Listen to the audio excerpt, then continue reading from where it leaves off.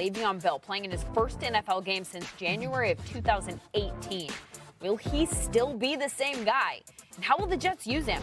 That's a 1 o'clock game on Sunday. Kim Jones has more from Florham Park. When you anticipate Sunday's game between the Bills and the Jets, one of the most important storylines clearly is the two young quarterbacks in this game. Josh Allen and Sam Darnold may face off for years to come. And by the way, they're really good friends. But that is not the storyline come Sunday, because Le'Veon Bell will make his Jets debut. He will take to the field for the first time in 602 days, and he's already told Adam Gase, "Don't hold me back," and added, he'll carry the ball 50 times if the Jets need him to. That is going to be something to see come Sunday. Now let's go to Jacksonville and say hello to James Palmer.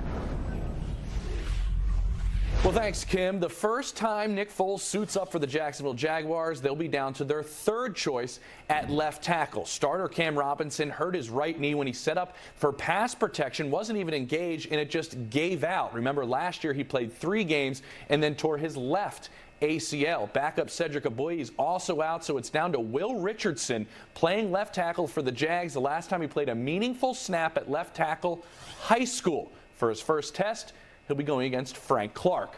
Now let's go to Tom Pelissero with the Vikings.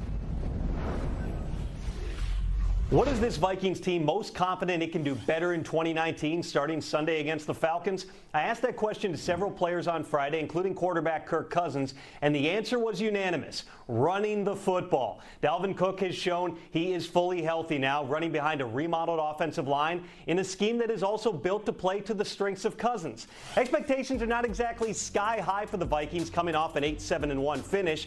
Tight end Kyle Rudolph told me Coach Mike Zimmer's message after practice on Friday is something players have heard before. Zimmer thinks this team plays a lot better when they've got something to prove. One injury note: wide receiver Stephon Diggs listed as questionable on the injury report because of a hamstring, but a good sign, he did practice on a limited basis for a second straight day. Brian Baldinger with some thoughts on the Vikings. Time now for Baldy's breakdown. Some of the best football content you will find on Twitter at BaldyNFL. I know you've watched a ton of tape on the Minnesota Vikings. What do they need to do? What were their biggest problems from last year? How do they fix them? I think if they commit to the run with Dalvin Cook and the backs they have, and then the play action off the run. Let me show you a couple plays. One from this summer against the Saints. When I watch this play here, this is a prime example here of what the play action can do. There's Kirk Cousins putting the ball right in the belly of the back, and it's forcing the linebackers to step up. Now, when he comes out on the boot action, look at the space that he has here. He gets all that freedom right here to survey the field. As he surveys the field, the Saints have done a good job of taking his 3 receivers away, but he gets the safety valve, Kyle Rudolph, in the middle of the field for a 20-yard chunk gain. Now, here's the same play from the sideline, Lindsay. In preseason, third preseason game, Thielen runs the go route. They run the dig, and they slide the fullback out underneath. And right here, with this kind of time, you have 3 receivers at 3 different levels right here. This is a good concept right here by Kevin Stefanski, the offense coordinator. They're all covered, but with the time, now Kirk Cousins can find Kyle Rudolph in the middle of the field. Those chunk plays, more scoring. Let's go back to week 16 last year, where they started to get to that play action game right here. Again, play action to Dalvin Cook. At the top of the drop, right here, Kirk Cousins has got a lot of time to really look at his receivers at all different levels, and Detroit takes him away. But he's got Dalvin Cook slipping out of the backfield here.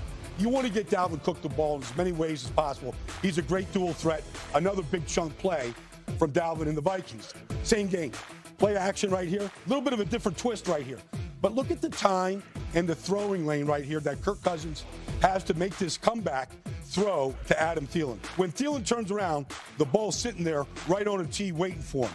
That's beautiful football right there, and I think the Vikings can do that starting this Sunday against the Falcons.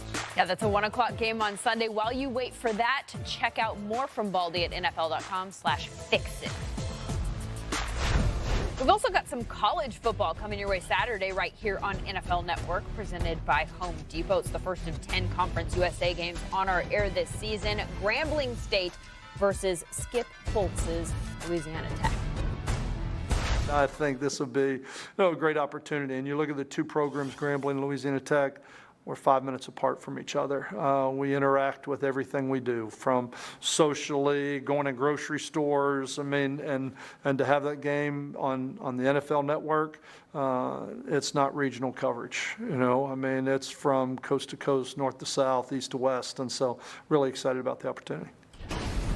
So there remains some uncertainty about how the Rams plan on using Todd Gurley. Talk of his workload being modified doesn't exactly match what Sean McVay said on Thursday. After the break, what did Sean McVay say on Thursday?